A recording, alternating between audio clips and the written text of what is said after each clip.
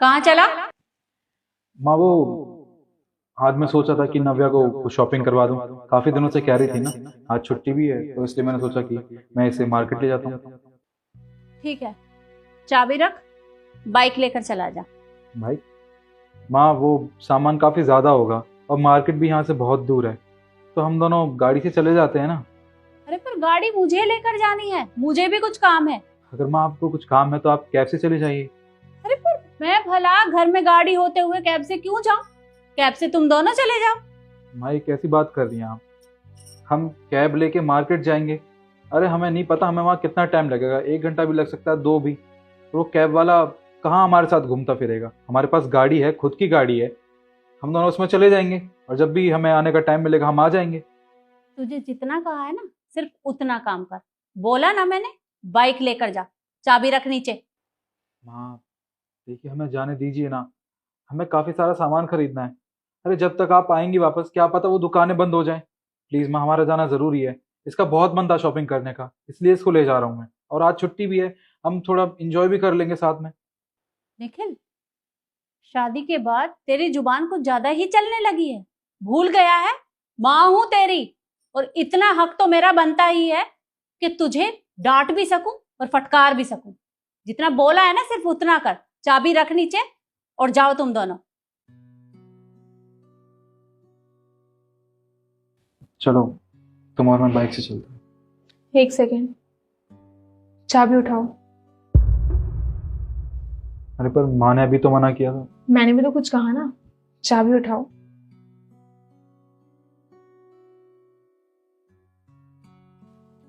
ये कार ना मेरे पापा ने मुझे दी थी, तो इस पे मेरा हक है। मैं चाहे जहां और जिसके साथ इसे लेके जाऊं, आपको फर्क नहीं पड़ना चाहिए। चले। बहू, मुझे लगता है कि तुम्हारी जुबान कुछ ज्यादा ही चलने लगी है। मैंने तो कुछ कहा ही नहीं मम्मी जी अभी तक। मैंने तो सिर्फ आपको आईना दिखाया है कि जिस कार के लिए आप मुझे मना कर रही हैं, वो कार मेरे ही पापा ने मुझे दी है। इसमें गलत क्या बोला मैंने? ठीक है, गाड़ी तुम्हें तुम्हारे पापा ने दी है ना, तो तुम गाड़ी ले जाओ। लेकिन ये जो बेटा है ना, ये मेरा है, और जो मैं कहूंगी ये वही करेगा। ये तुम्हारे साथ कहीं नहीं जाने वाला। निखिल, अपने कमरे में जाओ। एक सेकेंड मम्मी जी, शायद आप भूल रही हैं कि जैसे ये गाड़ी मेरी है, वैसे ही आपका बेटा भी अब मेरा हो चुका है। मैं आपको याद दिलाती हूँ। वो क्या है ना, शादी के टाइम पे आपने दहेज की एक लंबी सी लिस्ट पकड़ाई थी मेरे पापा को। उसमें जितना भी सामान लिखा था वो सारा हमने आपको दिया है। सोने से लेके घर का फर्नीचर, गाड़ी और पता नहीं क्या क्या, सब कुछ आपको लाके दिया था ना। तो बस मेरे पापा ने आपको पैसे देके आपका बेटा खरीद लिया। अब आप किस पे हक जता रही हैं अपना? हाँ। और आप एक बात बताइए मुझे कि आपको क्या लगता है, आपका जो मन करेगा, जैसे मन करेगा, आप वही करेंगे सिर्फ? अरे मैं जब से यहाँ पे आई हूँ, मैं तब से देख रही हूँ आप हर छोटी छोटी बात पे मुझे टोकती हैं। ये मत कर बहू, बहू इसे ऐसे कर, उसे वैसे कर, ये सामान मत छू, वो सामान मत छू। आप मुझे एक बात बताइए, क्या इस घर पे मेरा जरा भी हक नहीं है? मैं क्या इस घर की बहू नहीं हूँ?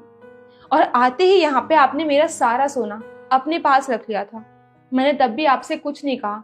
मुझे लगा आप मुझे अपनी बेटी की तरह मानती हैं, आप मेरी माँ जैसी हैं, तो आपने कुछ सोच ही रखा होगा। मैंने तब भी आपसे कोई सवाल नहीं किया। लेकिन अगर आप हर छोटी छोटी बात पे ऐसे रिस्ट्रिक्शंस लगाएंगी, ऐसे रोक देंगी हमें, तो कैसे काम चलेगा? और वैसे भी हम एक शॉपिंग करने ही जा रहे हैं ना, और मैं अपने शौक से नहीं जा रही हूँ। मेरे पास कपड़े नहीं है, मुझे नए कपड़े लेने हैं, बहुत सारे त्योहार आ रहे हैं, अभी कपड़े चाहिए होंगे, इसलिए जा रही हूँ। और घर में भी काफी सामान खत्म हो चुका है, वो भी लेते आएंगे लगे हाथ। और आपको एक बात और याद दिला दूं, शादी के टाइम पे आपने क्या कहा था कि आपकी बेटी मेरी बेटी की तरह है, हम उसे कभी आपकी कमी महसूस नहीं होने देंगे। लेकिन मम्मी जी, आप मुझे रोज ये याद दिलाती हैं कि मैं इस घर की बहू हूँ, बेटी नहीं हूँ। रिश्ते ना दोनों तरफ से निभाए जाते हैं, सिर्फ मेरे निभाने से कुछ नहीं होगा। और सबसे बड़ी बात, अगर आप प्यार से मांगेंगी तो आपको ये गाड़ी भी मिलेगी और आपका बेटा भी। लेकिन अगर आप ये अकड़ दिखाएंगी तो आपको कुछ भी नहीं मिलेगा, आप खाली हाथ रह जाएंगी। मेरी बात को याद रखिएगा। चलें।